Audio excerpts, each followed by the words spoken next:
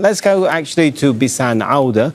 She's a Palestinian journalist joining us now from the north of Gaza. Thank you so much for being with us. Bisan, first of all, I just want you to take a step back this last, week or so of intense bombings and killings. What has it been like for you, for your family, for your friends? Hi, Sammy. Thanks for hosting me. Actually, it's been like about 3 days of the intense bombing, and we're living actually, Sammy, in the genocide as if it's just beginning, because of the intense bombing, the lack of safe places, the horror that every one of us is living now in Gaza Strip, and the rapidly deteriorating humanitarian conditions. Except that this time, it's not only like 2 or 3 days since the beginning of the genocide. It's more than 580 days since this brutal genocide started. So we can talk about the totally collapsed health sector, housing, and infrastructure systems, and anything that can give us a glimpse of hope to survive this.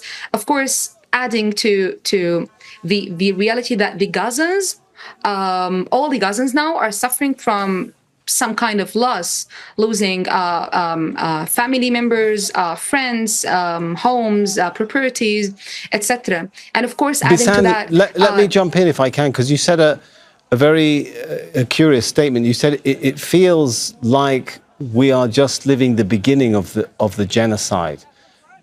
Obviously, this period feels different, despite the fact that, you know, the killings have been going on, as you said, for hundreds of days now. Why does it feel different now? Is it because of the types of weaponry being used, the types of targets being hit, the severity and sequential nature of the hits? Or is it just simply because things now are so run down in Gaza, unlike at the beginning of this war?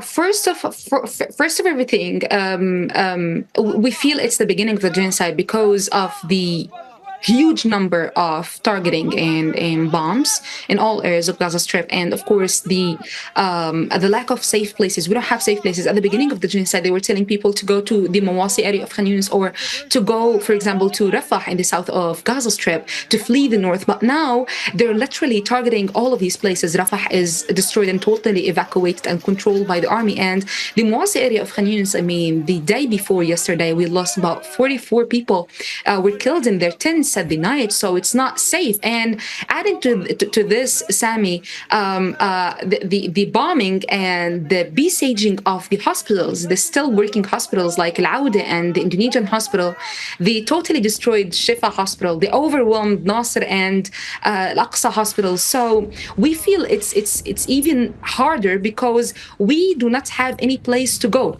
At the beginning of the genocide, Sammy, I fled my home and went to Shifa hospital because I lived there. I was displaced there for a month with my family in the garden of Shifa hospital. Now I don't have any idea where to go if my place was evacuated or was listed by the army to be evacuated, while the Israeli army is posting daily, even more than once a day sometimes, evacuation orders. Now over 50% of the Gaza Strip area is evacuated, and people do not have any place to go. Adding to this, the reality that we are having only one meal a day, Sammy. I'm having one meal a day since like 2 weeks. For 2 weeks, because of the Israeli prevention of any food to enter Gaza for 77 days now. And just imagine the doctors, the nurses, the civil defense, all the emergency response workers are living with this. They're overwhelmed. We're so tired. We don't have enough nutrition. Our families are displaced. We're facing all of this with our empty hands. Thank you, Bisan Owda, for sharing a very painful story with us, but we thank you for sharing it with our viewers. Bisan Owda, Palestinian journalist. Make sure to subscribe to our channel to get the latest news from Al Jazeera.